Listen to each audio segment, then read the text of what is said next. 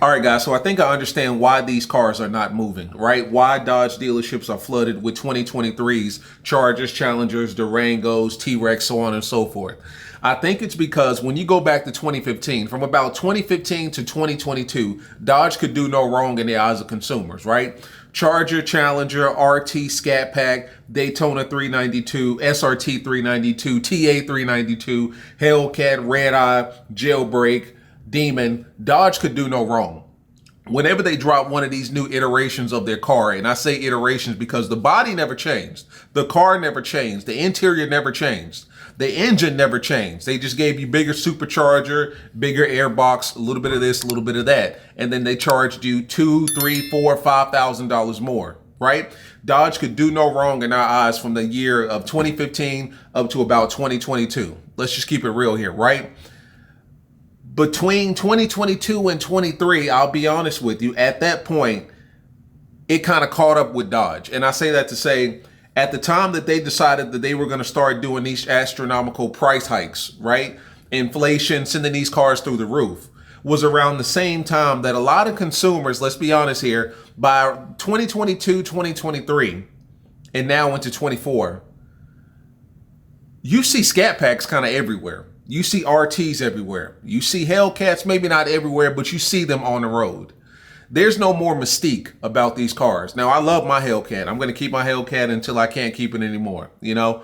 But there's no more mystique about these cars, right? Now, they're still cool. They're still powerful. You still see them in the videos. You still see them all over social media. I'm not taking that away from them. I'm simply saying a Hellcat in 2015 is not the same thing as a Hellcat in 2024.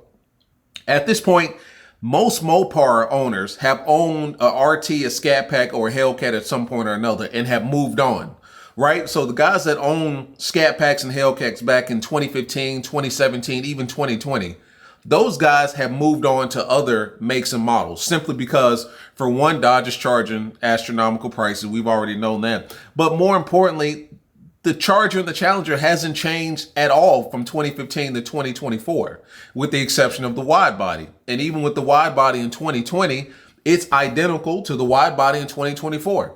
Interior is identical. I could sit in a 2015 Hellcat and my Hellcat, and you would not be able to tell the difference. Everything is literally the same, with the exception of a software upgrade, whatever the case may be, badges, little small stuff like that, but everything is the same.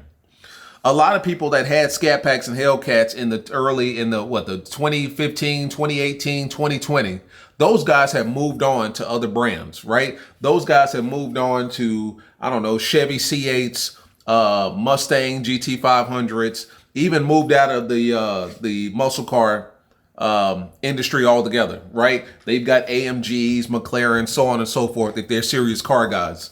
The allure of these cars has kind of worn off, right? Now, obviously, when you pull up to a car meeting a Hellcat or a Scat Pack, you still get the same amount of broken necks that you used to back in the day. But it's one of those things where I think Dodge kind of sat back and they said, listen, we've got these kids in a pigeonhole. Like, we've got them, you know, in the neck hold. You know what I'm saying? They're not going anywhere. We can charge whatever we want for these cars and they're going to sell like hotcakes. Because in reality, they did. I mean, in 2015, the Hellcat Charger and the Challenger had an MSRP of $62,295, right? 707 horsepower, the same engine that's in my car right now, 707 horsepower, 6.2 liter V8 supercharged Hemi. Right now, that same Hellcat has an MSRP of $82,670. So $20,000 more between 2015 and 2024. The only difference is 10 more horsepower, which is in my car, 717, 10 more horsepower, and they gave you a wide body kit. Now, if you know anything about the wide body kit only accounts for about $6,000. That's the fender flares, the tires, the rims, all that stuff. But somehow or another, between 2015 and 2023, 10 extra horsepower, a wide body kit, Dodge has taken it from $62,000 to $82,000. $20,000. And then at one point, dealerships was charging another $15,000, $20,000, $30,000 on top of that.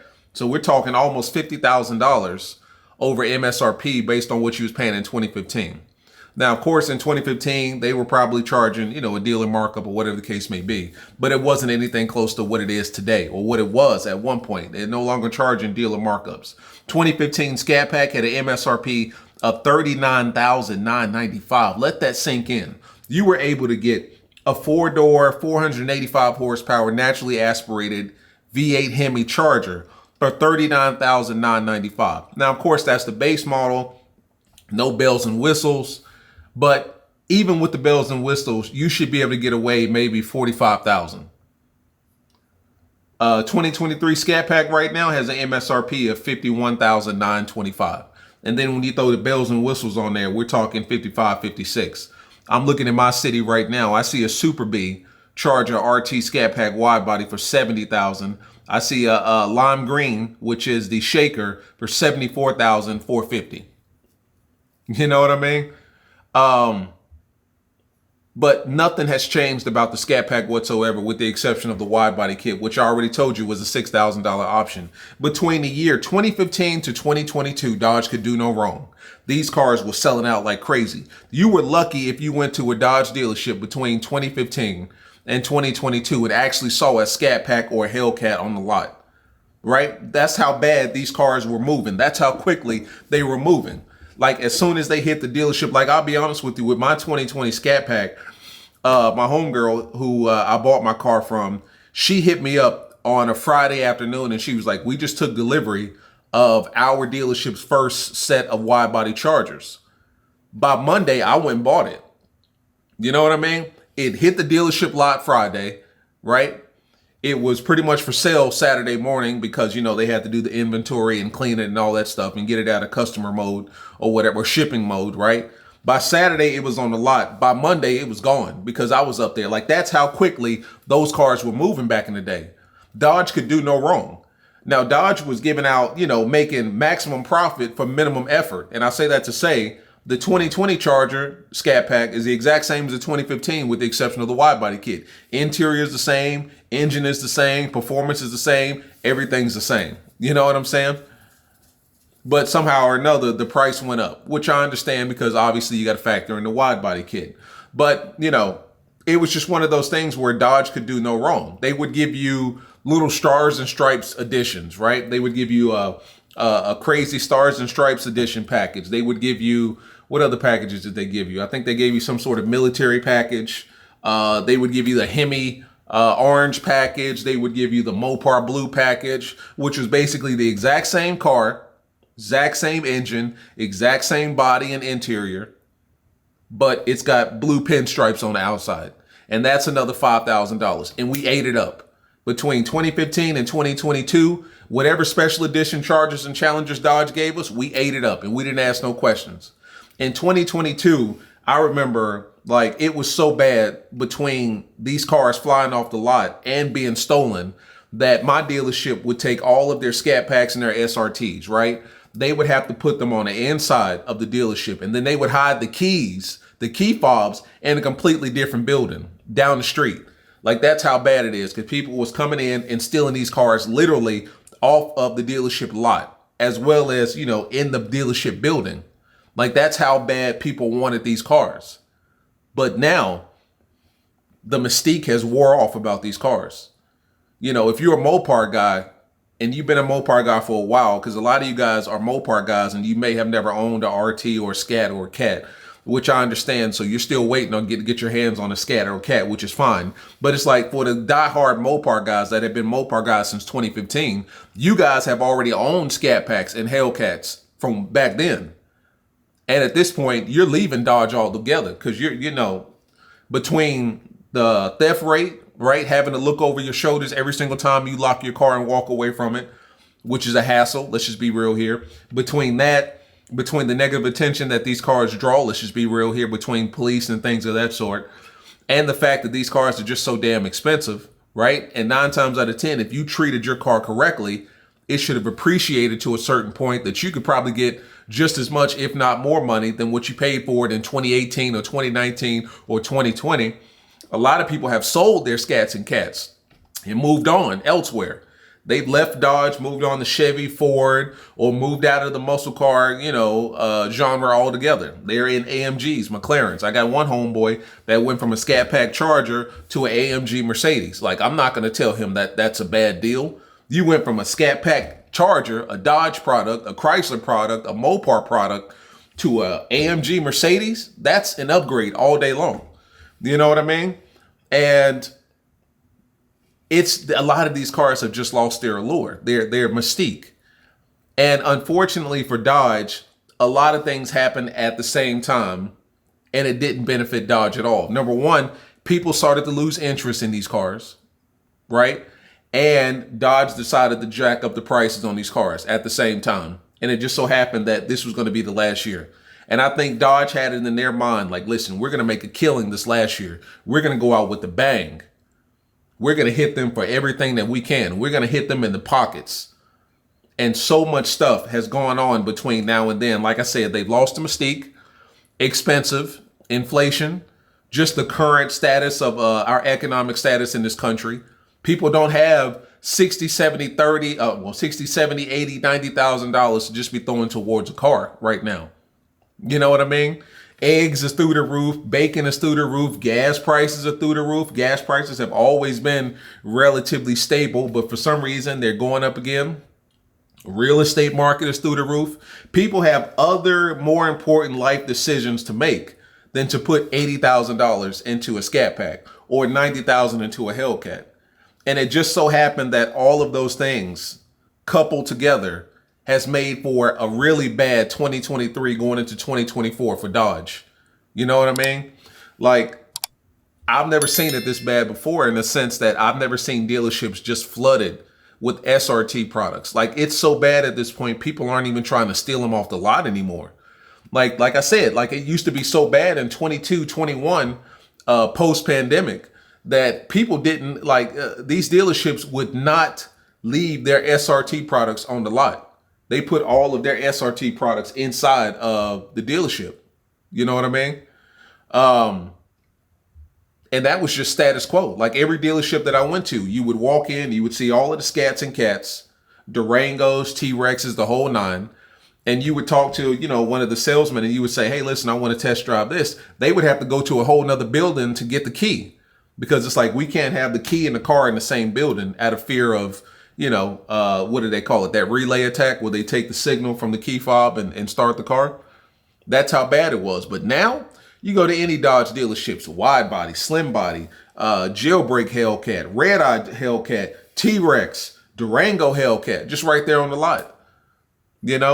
So much has just happened negatively for Dodge this last year at the same time. That's why I really believe that these cars are sitting on the lot. I think it's a combination of Dodge getting greedy, right, their last year with these cars, in the sense that, hey, listen, we're going to hit them for as much money as we can. This is our last go. This is it. This is the last hoorah. We're going to hit them for as much as we possibly can, right? For the same car that we've been selling since 2015. Let's keep it 100. Same car, same engine, same performance since 2015. And the fact that people have now begun to lose interest in the Hellcats and Scat Packs. Like, they don't, and maybe I'm using the wrong term. I don't want to say lose interest, but more like the mystique is gone. Like, now you have cars that are just as powerful, if not more powerful, than Hellcats. You got a Mustang that has taken things to a whole nother level with the GT500. That's 750 horsepower. That's a Hellcat killer right there. It's lighter than a Hellcat, so it's going to give even a red eye a run for its money. Of course, Chevy with the ZL1, you know what I'm saying? That's a Hellcat. I wouldn't go as far as to say a Hellcat killer when it's stock to stock, but it's going to give a Hellcat a run for its money. Then you got other dealers or other brands and manufacturers that's taking things to a whole nother level too. Mercedes with the AMG. I love their GT 4-door coupe, right? That comes in a V8 bi-turbo engine. It's putting down like 600 plus horsepower. And then they got the V12 edition that's putting down 680 plus. Like, that kind of power coming from dealership lots is not unseen or unheard of before. 707 horsepower back in 2015, 16, 17. Oh my God, I've never seen it before. Even a Scat Pack at 485, I've never seen it before. But Ford, they've got their dark horse that's putting down what, 465, 470, something like that. And it's lighter than the Scat Pack. That's a Scat Pack killer. Camaro with the SS putting down more power. A lot of other brands are getting into the mix with more power. So it's one of those things like when you say that your car is 700 horsepower, it's like, oh, okay, that's cool. Whereas, you know, rewind the clock 8-9 years ago to say that it was like, oh my God, I've never seen that kind of power. Like, oh, how many mods have you done? It's like, I didn't mod it. It came straight from the dealership that way. Every manufacturer at this point has their own version of a Hellcat. And I say that to say Nissan with the GTR, Ford with the GT500, Chevy with the Z01, Corvette C8, ZR1 or Z06. I'm not sure what the iteration is at this point. And they plan on bringing out something even more powerful than that. And it's my understanding Ford plans on bringing out a more powerful Ford Mustang. You know what I'm saying? So that power is not unknown and unique or specific to Dodge anymore. So there's really that allure, that mystique that the Hellcat and the Scat Pack once had is slowly starting to wear off. I mean, you've got police departments that are driving Scat Packs and Hellcats. Let's be real here. Like, that's how common a lot of these cars have gotten. And I'm not downplaying these cars at all because I own one and I love my Hellcat. And I'll put my Hellcat toe-to-toe with any other car out there. But I'm simply saying a lot of things have gone wrong for Dodge this last year, all at the same time, unfortunately, coupled together. Unfortunately, you know, and I think that's what it is. I think Dodge got greedy. The economy turned to shit and people just lost their interest or lost the mystique in these cars. You know what I'm saying? And it's one of those things like there's no way in hell I'm paying $97,000 for a Dodge when I can take that same $97,000 and possibly or potentially go out and get an AMG. You know what I mean? Like, I'm not paying $100,000 for a King Daytona simply because it's orange and it's got silver rims and hood pins and King Daytona graphics. And it's the exact same car as a Charger Jailbreak, which is $15,000 cheaper. Like, I'm not doing that. I'm not paying six figures for a Mopar or Charger or Challenger when I can take that same six figures and go get me a, you know, I don't know, a M5, a M5, BMW M5 competition. I'm just spitballing here. I don't really know much about BMW, but you see where I'm going. So much stuff has gone wrong for Dodge all in 1 year, unfortunately. And I believe that that's what's leading to, you know, kind of the slow sales of Chargers and Challengers in 2024. Now, like I said, and I'll reiterate, these high prices are not going to last all year long. They're going to drop. It's not the if, they're going to drop. It's not the if, it's the when, but they are going to drop. Trust me when I say that. A matter of when, we don't know, but they are going to drop without a doubt. Now, with that being said, you know, between now and then, these cars are going to be collecting a lot of dust, and it's going to be a real sad situation, man. And between that and then people getting let go, and the fact that Dodge wants to be the first to this whole electric, you know, car movement, there's a lot going wrong for Dodge. And I mean, let's be real here. When it comes to electric cars, like, I don't think electric cars or the electric car industry is even having a good year, to be honest with you. Now, mind you, I haven't done any research. I haven't looked at any numbers, but just from what I see in the media, on TikTok, things of that sort, with this most recent winter that we had, that ice storm or ice, terrible weather that we had up north, a lot of those Teslas were just freezing, to my understanding, like in Chicago, New York, up there when they had that terrible ice storm that swept through the north. A lot of those Teslas were just frozen like bricks. You know what I'm saying? And then just the EV market in general. A lot of people are not, you know, catching on to the EV movement as soon as a lot of people thought. And of course, our government has this legislation that they're pushing where by 2035, if I'm not mistaken, or 2030, they want, or 2035, one of the two, they want 2/3 of all new cars to be electric, which I don't think that that's going to stand, to be quite honest with you. And then, of course, California, by either 2030 or 2035, they want all of their new cars to be electric. All of them, 100%, which is wild. But between those two legislations, Dodge, I guess, had the mindset that, you know what, we're going to be the first to the party. We're going to go ahead and get this electric party jumping. And unfortunately, people are not on that bandwagon at all. And it's one of those things like, you can't move your current stock of automobiles. What the hell makes you think you're going to be able to move this new electric experimental bullshit? Like, right? Like, let's just be real here. So there's a lot going wrong for Dodge, but ultimately I think Dodge got greedy. I think the market had a downturn, and I think people lost their allure and interest in these cars. And the Hellcat and the Scatpack lost their mystique. Talk to me, man. How do you feel about it? Like, that's genuinely how I feel. I think that that's why these cars are sitting on the lot. You know what I'm saying? But, you know, a Hellcat is still a Hellcat. Still 717, 757 in my case, 797, 807, 1,000 horsepower Demon. These are still monster cars. And you will see these cars all over your local city.